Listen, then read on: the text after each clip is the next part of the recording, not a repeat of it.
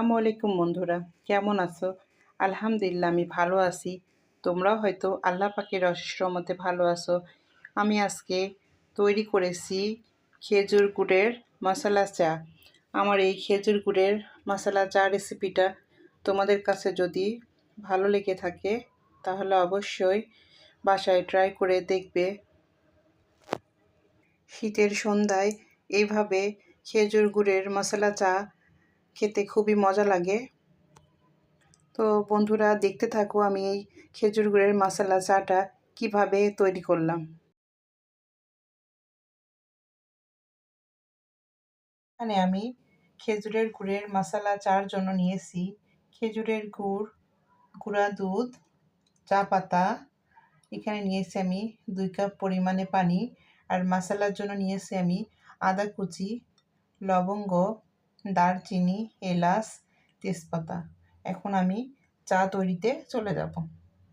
এখন আমি পানিটা নিয়ে নিব। এরপরে আমি মশলাগুলো দিয়ে নিব। পানিটা আমি কিছুক্ষণের জন্য ফুটিয়ে নিব মশলা দিয়ে। এখানে আমি মশলাগুলো দিয়ে পানিটা অনেকক্ষণ ফুটিয়ে নিয়েছি। পানির কালারটা চেঞ্জ হয়ে গেছে।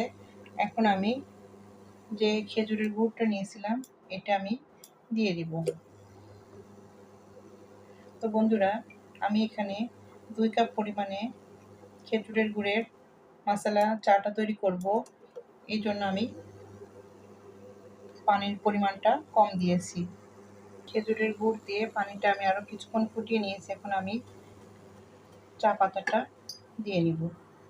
এখানে চাটা ফুটে উঠছে। আমি যে গুঁড়া দুধটা রেখেছিলাম সেটা আমি কিছুটা পানির সঙ্গে লিকুইড করে নিয়েছি। এটা আমি এখন এখানে অ্যাড করে দিব। এরপরে আমি পরিবেশন পাত্রে ঢেলে নিব চাটা। আমি ননেল গুড়ের চাটা এখানে পরিবেশন পাত্রে তুলে নিয়েছি। তো আমার এই চা রেসিপিটা তোমাদের কাছে যদি ভালো লেগে থাকে তাহলে অবশ্যই একটি লাইক, একটি কমেন্ট, এটি শেয়ার করবে। আমার এই খেজুরের গুড়ের মশলা চাটা তোমাদের কাছে কেমন লাগলো অবশ্যই কমেন্টের মাধ্যমে জানাবে। আর যদি খুব বেশি ভালো লেগে যায় অবশ্যই ফ্যামিলির সঙ্গে শেয়ার করবে। আর তোমরা বাসায় ট্রাই করে দেখবে, খুবই ভালো লাগে এই খেজুরের গুড়ের মশলা চাটা।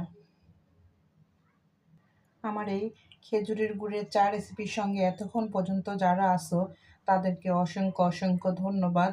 আল্লাহ হাফেজ। আসসালামু আলাইকুম।